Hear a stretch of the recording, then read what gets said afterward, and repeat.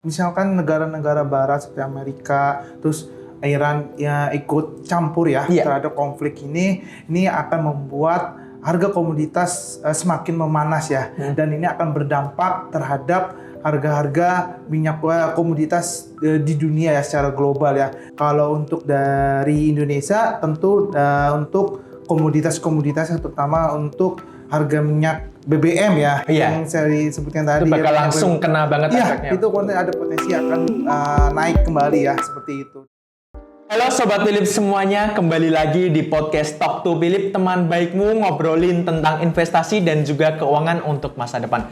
Bareng saya Anggit, dan kali ini saya tidak sendirian teman-teman, saya sudah bareng sama tim research yang lain. Ada Mas Edo. Selamat siang Mas Edo, gimana kabarnya? Alhamdulillah Mas Anggit gimana kabarnya hari ini? Alhamdulillah puji Tuhan baik juga Mas Edo.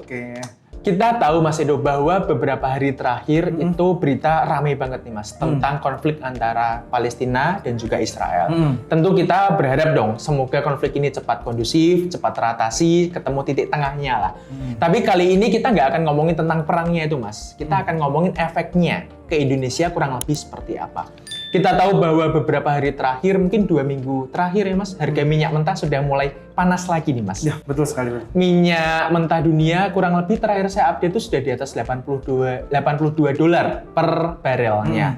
Nah, kalau menurut Mas Edo, kalau konfliknya berjalan seperti ini terus nih, kurang lebih seperti apa Mas efeknya ke komoditas dan juga ke Indonesia itu sendiri? Oke, gini Mas Anggit. Kalau misalkan kita ngelihat ya, efek apa sih yang dari terjadinya konflik antara Palestina dan juga Israel terhadap Indonesia ya khususnya. Jadi kita lihat dulu ya bahwa untuk dampak signifikannya di sini saya belum melihat secara signifikannya karena kan seperti kita ketahui bahwa perang konflik antara Palestina juga Israel kan masih terus berlanjut nih. Betul. Dan belum ada titik terangnya atau belum berakhir ya. Jadi kita harus update terus ya mengenai perkembangan dari konflik tersebut karena kan pas terjadinya konflik tersebut ini akan sangat berpengaruh ya terhadap harga-harga komoditas khususnya komoditas minyak mentah dan juga komoditas batu bara. Kenapa menjadi efek atau menjadi highlight nih untuk komoditas-komoditas untuk minyak mentah dan juga batu bara karena kan seperti kita ketahui ya bahwa Timur Tengah sendiri merupakan salah satu produsen terbesar minyak mentah nih di dunia bahkan ya Mas. Betul, di dunia. Jadi ketika terjadi konflik di Timur Tengah di sana masih terus berlanjut, maka ini membuat harga komoditas terus memanas dan seperti ya, tadi Mas Anggit bilang dalam 2 minggu terakhir ini kan harga komoditas minyak mentah kan terus naik nih. Dan kenaikannya kalau saya lihat ya bahwa kenaikan sempat menyentuh ke level $90 per barelnya dan itu kenaikan tertinggi dan ada potensi kalau saya lihat dari pergerakan saat ini harga komoditas minyak mentah ini masih terus bisa bergerak naik dan dampak terhadap saham-saham di Indonesia ini menjadi sentimen positif khususnya saham-saham di sektor energi. Iya, atau yang sangat berpengaruh ya, maksudnya yang kerasa efeknya. Ya, betul sekali. Jadi ini menjadi salah satu sentimen positif untuk saham-saham tersebut seperti itu Mas Anggit. Nah, kalau ngomongin minyak, tentu kita tahu bahwa ini bisa aja menjadi sebuah efek domino ya Mas. Kalau minyak naik, otomatis biaya pengiriman naik. Kalau biaya pengiriman naik, nggak mungkin margin keuntungannya kan akan berkurang ya Mas. Jadi ya, untuk mengatasinya otomatis harganya akan dinaikkan juga harga barang. Iya, betul. Nah, kalau kayak gitu Mas, berarti kemungkinan itu akan berdampak ke makroekonomi kita dong Mas? Kalau itu berdampak ya tentu sekali ya, karena berdampak kepada makroekonomi kita khususnya ketika harga komoditas minyak mentah naik, biasanya ada potensi harga BBM juga bisa naik ya. Nah itu kan yang membuat di mana harga BBM termasuk patokan kita ya. Jadi ketika harga BBM naik, maksudnya otomatis harga bahan pangan juga ikut turut naik dan ya kita bisa lihat nih untuk kenaikannya sampai kapan kan terakhir kan harga di Pertamina ya itu Pertamax saja udah menyentuh 14.000-an kan dan itu kan dan ada potensi bisa naik lagi nih mengingat minyak mentah atau komoditas minyak mentah ini masih terus memanas seperti itu. Nah, berarti nanti efeknya bahkan bisa ke inflasi dong, Mas? Ya, ada potensi bisa terjadi inflasi. Ya, namun kita lihat lagi bagaimana kebijakan pemerintah di Indonesia. Kan di sini kan kita kan juga melihat bagaimana kebijakan pemerintah untuk mengatasi ini tuh kan, untuk supaya inflasi tidak terjadi di Indonesia seperti itu. Atau tetap terkontrol lah ya. Iya, betul. Minimal stabil lah untuk kondisi ekonomi kita seperti itu. Kalau dari yang lain Mas, makronya seperti nilai tukar sekarang sudah 15.700, itu juga banyak efeknya nggak Mas sekiranya? Ya, kalau misalkan efeknya tentu ada ya. Jadi tapi kita harus memperhatikan terlebih dahulu ya ketika nanti konflik terus masih berlanjut dan di mana berdampak terhadap rupiah kita yang di mana antara nilai tukar rupiah kita terhadap USD makin menurun ya. Iya, melemah terus dan itu ada dampak ya. Karena kan kalau kita harus melihat lagi ya, kita harus update lagi dampaknya terhadap nilai tukar rupiah kita itu seperti apa, seperti itu Mas Anggit. Oke, nah Mas, kalau kita ngelihat nih Mas, dari pihak-pihak yang berada di belakangnya dari yang berkonflik ini, tentu tentu Israel punya backingannya, mungkin kita sebut ya ada negara barat, dipimpin oleh porosnya dari Amerika gitu ya Mas. Kalau Palestina mungkin akan banyak negara teluk gitu, daerah negara Arab seperti Iran gitu Mas. Bahkan tadi pagi saya baca bahwa Qatar itu mau ngeluarin bahwa dia nggak akan ekspor gas lagi kalau konfliknya masih kayak gini terus gitu kan. Nah, kalau kayak gitu Mas, sekiranya nih Mas, kalau nanti pada akhirnya terjun langsung ada pihak seperti Amerika, Iran gitu, itu apakah akan semakin panas lagi Mas untuk harga-harga komoditas yang tadi? Ya, kalau misalnya kita lihat misalkan negara-negara barat seperti Amerika, terus Iran ya ikut campur ya terhadap konflik ini akan membuat harga komoditas semakin memanas ya, dan ini akan berdampak terhadap harga-harga minyak komoditas di dunia ya secara global ya. Kalau untuk dari Indonesia tentu untuk komoditas-komoditas terutama untuk harga minyak BBM ya yang saya sebutkan tadi. Itu bakal langsung kena banget efeknya. Itu ada potensi akan naik kembali ya seperti itu, dan ya kita lihat aja ya bagaimana nanti update terbarunya ya untuk apakah Amerika benar-benar akan ikut campur terhadap konflik antara Palestina dan juga Israel seperti itu. Oke Mas Edo, kita sudahi ngomong tentang sektor energi ini. Udah cukup tentang minyak dunia, batubara dan lain-lain, kita singkirin sejenak. Sekarang kita pindah ke sektor lain Mas. Ada nggak yang sekiranya terdampak lagi nih di luar dari sektor energi tadi? Untuk sektor yang menarik selain sektor komoditas ya Mas Anggit ya, itu saya lihat ada sektor kesehatan. Kenapa ke sektor kesehatan ini saya melihat cukup menarik ya ketika ada konflik Palestina dan Israel yang terus masih berlanjut dan terus berkepanjangan, ada potensi bahwa saham-saham di sektor kesehatan ini cukup menarik untuk diperhatikan ya. Karena kalau kita lihat bahwa kalau kita lihat secara fundamental ya Mas Anggit, kinerja keuangan dari saham-saham di sektor kesehatan ini sudah mulai ada perbaikan, dan untuk proyeksinya untuk hingga akhir tahun 2023 bahwa sektor kesehatan ini ada potensi bergerak meningkat seperti itu. Oke, tentang sektor kesehatan berarti ya Mas.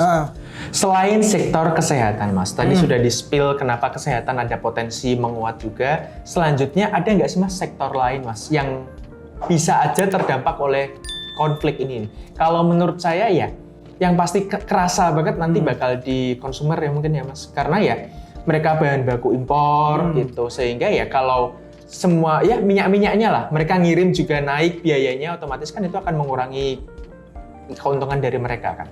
Iya betul. Kalau misalkan dampak yang terjadi ketika konflik antara Palestina dan Israel ini terhadap saham-saham di Indonesia itu kalau saya lihat ada beberapa sih Mas Anggit, yaitu yang pertama ada di sektor manufaktur. Ya, terus yang kedua ada di sektor jasa, dan ketiga ada di sektor pariwisata. Jadi ketiga sektor ini yang berdampak ya terhadap konflik tersebut. Kenapa? Kalau misalkan kita lihat dari sektor manufaktur, biasanya ya untuk perusahaan-perusahaan atau emiten yang melakukan atau memproduksi barang, terutama bahan bakunya dari luar nih. Impor. Iya, impor kan. Dan ini ada potensi bahwa untuk biaya ongkos kirimnya ini naik nih, dan otomatis ketika ongkos biaya kirimnya naik, biaya produksinya pasti akan meningkat, dan biaya ongkos produksinya meningkat, otomatis harga barangnya pasti secara nggak langsung akan dipaksa naik juga. Iya, dia akan naik. Kalau misalnya nggak naik, berarti kualitasnya diturunkan seperti itu. Jadi ya sektor manufaktur ini merupakan salah satu yang terdampak lah terhadap konflik tersebut. Selain itu ada sektor jasa ya Mas Anggit. Jadi di sini saya melihat sektor jasa termasuk salah satu sektor yang cukup berdampak ya terhadap konflik tersebut ya. Karena apa? Karena sektor jasa ketika ada konflik tersebut, maka permintaan jasa ya di Indonesia ini mulai turun, dan Indonesia kan juga merupakan salah satu mitra dagang antara Palestina dan juga Israel. Jadi ketika ada konflik tersebut, maka otomatis sektor jasa akan ikut terdampak nih Mas Anggit. Nah seperti itu. Terus yang ketiga itu adalah sektor pariwisata. Nah di sini saya melihat ya Mas Anggit, sektor wisata ini ada potensi bisa terdampak ya terhadap konflik tersebut, karena untuk sektor pariwisata ada potensi akan mulai turun nih, karena pariwisatawan di Indonesia ya yang mau berkunjung ke Palestina ataupun ke Israel ini akan mulai berkurang, karena di Indonesia sendiri orang Indonesia senang nih untuk ke Palestina ya, untuk wisatawan ke Palestina ataupun ke Israel. Jadi untuk potensinya atau dampaknya sektor pariwisata ini ada potensi ya terdampak ya terhadap konflik tersebut, Mas Anggit. Walaupun kita nggak punya hubungan diplomatik secara resmi dengan Israel ya Mas, tapi kunjungan wisata kita cukup tinggi sepertinya di sana. Iya, betul sekali. Jadi memang rata-rata yang berkunjung sana untuk rohani ya. Iya. Karena untuk yang ke Israel. Bahkan lebih dari 3 agama di situ kumpul, betul. Iya, betul. Jadi ya biasanya untuk yang berkunjung ke Israel atau Palestina itu untuk kegiatan rohani seperti itu. Kota suci Yerusalem. Iya, betul sekali. Oke. Kalau udah nih Mas, kita tentang sektornya udah. Lalu Mas, kita lebih ke dalam lagi nih terhadap saham-sahamnya. Dalam artian kita ngelihat bahwa semua berita mengarahnya bahwa komoditas minyak gitu akan bergerak positif, akan naik gitu. Ya biasanya akan disusul dengan saham-saham di sektor tersebut kan Mas. Nah, untuk menghindari FOMO nih Mas, kita tentu dong fundamental keadaan sekarang kan belum tiba-tiba langsung keluar, langsung naik gitu kan. Betul. Pasti akan hubungannya nanti ke triwulan ke depan atau bahkan setengah tahun ke depan gitu kan Mas. Nah, untuk menghindari tiba-tiba asal main HK Mas, terus hajar sekarang naik gitu, kurang-kuranginya kayak gitu gimana saran dari Mas itu? Oke, untuk menghindari FOMO ya, memang kan saat ini harga saham-saham di komoditas memang terbilang sudah mulai naik ya. Nah, untuk menghindari FOMO mungkin Mas Anggit bisa kayak kalau kita mau melakukan masuk ke saham ya tertentu yang misalkan cukup menarik, pertama yang diperhatikan adalah dari sisi kinerja fundamentalnya dulu nih. Fundamentalnya. Pertama, fardu ain ya Mas Edo. Jadi wajib nih khususnya untuk apalagi untuk investor jangka panjang nih. Karena kan ada investor yang jangka panjang kan. Nah, investor jangka panjang harus lihat dari sisi fundamentalnya, apakah dari perusahaan yang teman-teman pilih nih misalkan itu tuh kinerjanya baik atau enggak, dari laba bersihnya, terus dari EPS-nya apakah bertumbuh setiap tahunnya, terus dari PI-nya apakah lebih murah dibandingkan dengan sektor industri lainnya. Itu tuh harus diperhatikan ya, seperti itu. Terus yang kedua adalah teman-teman harus tahu terlebih dahulu profil resiko dari masing-masing dari kitanya nih. Yes, betul. Karena apa? Karena profil resiko itu penting ya. Jadi sebelum teman-teman mau melakukan investasi atau mau terjun ke dunia pasar modal, tentu teman-teman harus tahu nih, kita nih termasuk ke golongan risiko apa? Apakah termasuk risiko tinggi atau ke menengah, atau ke risiko yang terbilang ya paling bawah ya, low risk. Ya low risk lah ya. Jadi ya teman-teman harus perhatikan itu sih. Jadi kalau misalkan teman-teman yang ternyata teman-teman misalkan Mas Anggit nih, Mas Anggit di tipenya seperti apa? Kalau misalnya high risk nih, ya udahlah, gue ambil saham nih, gue kan tipenya memang high, jadi ya ambil yang kira-kira misalkan ada potensi untuk naik. Misalkan ya Mas Anggit tertarik melihat harga komoditas energi yang saat ini memang masih naik nih, misalkan Mas Anggit bisa masuk, namun ya tetap dari kita lihat proporsinya ya setiap dari investor seperti itu Mas Anggit. Dan yang ketiga adalah teman-teman harus update ya, update berita, update pasar. Jadi ketika kita sudah mulai masuk ke pasar modal dan kita sudah punya saham yang kita miliki, dari perkembangan saham yang teman-teman pilih atau teman-teman watchlist. Karena apa? Karena kan berita tersebut dan update tentang perkembangan dari berita emiten-emiten tersebut kan sangat mempengaruhi ya terhadap kinerja saham di Bursa Efek Indonesia seperti itu. Jadi ya tentu teman-teman harus tetap harus update ya tentang berita-berita terkini ya dari emiten-emiten atau saham-saham atau makroekonomi yang ada potensi berdampak terhadap saham-saham yang teman-teman miliki seperti itu. Ya, yang dari tadi kita bahas sebelumnya itu ya Mas? Iya, betul sekali. Oke Mas, karena seringkali itu saya tuh nemuin teman saya Mas, nggak paham profil risiko, niatnya invest tapi tiap hari, loh gitu kok turun 2%. Apakah aku harus serok lagi gitu, turun 2% lagi serok, hingga akhirnya malah kepikirannya kemana-mana Mas. Niatnya invest tapi tiap hari diliatin terus gitu kan. Itu kan berarti ya nggak paham terhadap dirinya sendiri seperti apa kan kalau kayak gitu kan. Nah buat teman-teman, pahami tadi yang sudah disampaikan Mas Edo, yaitu tentang profil risiko. Fundamentalnya tetap harus dibaca-baca teman-teman, karena kita harus bisa memilah dan memilih. Betul. Perusahaan yang bagus di antara yang bagus itu seperti apa. Betul. Itu kan Mas. Nah jangan lupa, mungkin saya nambahin tentang teknikalnya. Fundamental untuk melihat perusahaan yang bagus itu sehatnya seperti apa gitu kan Mas. Teknikalnya buat momen kapan masuk dan juga kapan untuk momen jualnya. Gitu. Jadi trading plan-nya harus jelas ya Mas.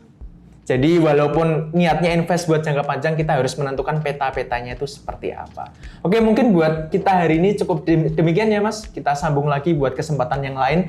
Buat teman-teman, jangan lupa follow dari sosial media Philips Sekuritas Indonesia @talk2philip. Ada di Instagram, Twitter, dan juga ada TikTok. Nah, buat kalian semua, Sobat Philips semuanya yang mau mendengarkan rekaman ini kembali, silakan bisa langsung ke YouTube dan juga Spotify dari Philips Sekuritas Indonesia.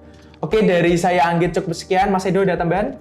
Sudah cukup sih. Oke, mungkin kita ketemu lagi di episode yang lainnya. Oke, talk to us, talk to Philip.